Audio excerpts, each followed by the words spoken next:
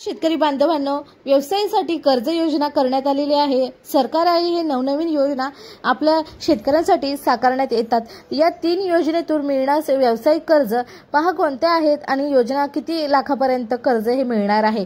चला तर मग व्हिडिओला सुरुवात करूया।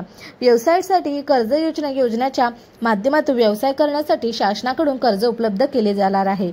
या संदर्भात माहिती आपण या ठिकाणी जाणून घेणार आहोत। व्यवसाय करण्यासाठी शासनाच्या विविध योजना आहेत। या योजनेच्या माध्यमातून तुम्ही कर्ज घेऊन विविध व्यवसाय सुरू करू शकता। च्या वतीने व्यवसाय करण्यासाठी सर्वात कमी व्याजदरात कर्ज उपलब्ध करून दिले जाणार असून या योजनेचा काही मर्यादित समाजासाठी उपलब्ध आहे।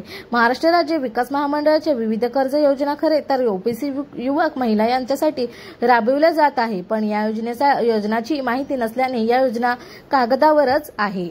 तर या महामंडळामार्फत राज्य शासनाने महात्मा बसवेश्वर आर्थिक विकास महामंडळ व संत काशीबा महाराज गुरव या आर्थिक विकास महामंडळाच्या माध्यमातून 2 उपकंपन्यांनाही कार्यान्वित झाले आहेत। या दोन्ही महामंडळासाठी प्रत्येक 50 कोटींची तरतूद करण्यात आली आहे।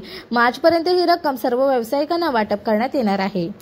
त्या आहेत त्या 3 व्यवसायासाठी कर्ज योजना। ऑनलाईन कर्ज योजना राष्ट्रीयकृत नागरिक सहकार बँकांकडून घेतलेल्या कर्जाच्या दरमहा नियमित परतफेड केलेल्या हप्त्यावरील 12% व्याजाचा व 5 वर्षापर्यंतच्या मुदती कर्जावरील राज्य रकमेचा परतावा लाभार्थीस ऑनलाईन पद्धतीने बचत खात्यात मंडळातर्फे जमा करण्यात येतो। तथापि लाभार्थीने बँकेकडे कर्जासाठी अर्ज भरण्यापूर्वी महामंडळाचे प्रमाणपत्र घेणे अनिवार्य आहे। वैयक्तिक कर्ज व्याज परतावा योजना 10 लाखापर्यंत, गट कर्ज व्याज परतावा योजना 10 ते 50 लाखापर्यंत।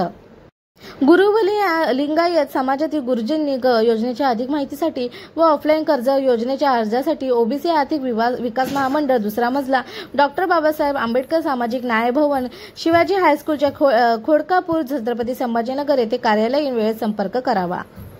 महिला बचत गटासाठी माहिती आर्थिक विकास महामंडळाच्या लोकसंचालित साधन केंद्राच्या साहाय्याने राबविण्यात येईल। प्रथम टप्प्यात 5 लाखापर्यंत कर्ज घेण्यास मान्यता व या कर्ज परतफेडीनंतर द्वितीय टप्प्यात 10 लाख रुपयांचे कर्ज घेण्यास पात्र असणार आहे।